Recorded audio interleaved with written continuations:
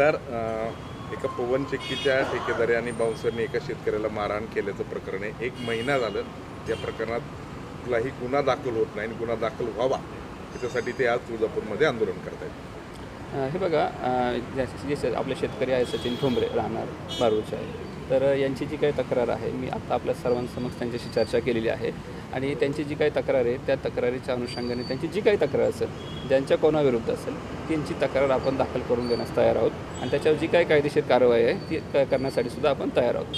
Sir, ह्या सगळ्या गोष्टीला 1 महिना लागण्याचं काय कारण आहे?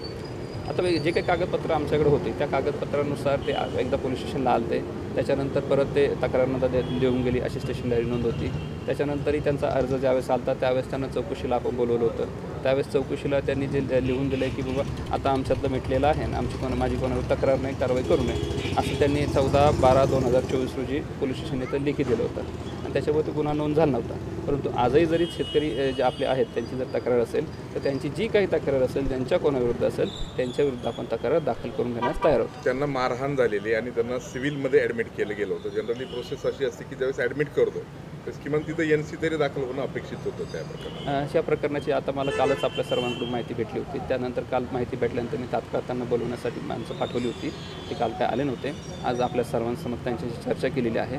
या प्रकाराची सुद्धा चौकशी केली जाईल आणि जर पण याच्यामध्ये काही त्रुटी राहिली असेल किंवा कोणाचा दोष असेल तर त्याच्यावर चौकशी ती जे काही सिद्ध होईल त्यानुसार कारवाई केली जाईल.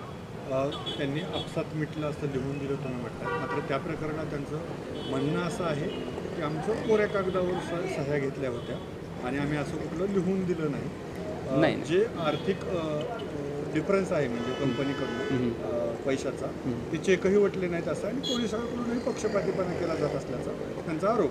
नाही, माझं तुम्हाला तेच तसं सांगणं आहे की त्यांचं जे काही म्हणणं आहे, जे काही तक्रार आहे ती सर्व तक्रार मी नोंदवून घेण्यासाठी तयार आहोत. मग ती तक्रार जी काही असेल त्याच्यानुसार ज्याच्याविरुद्ध तक्रार असेल, ज्याचा कोणाचा दोष असेल त्याच्याविरुद्ध कायदेशीर जे काही कारवाई होती ती करण्यासाठी मी तयार आहे.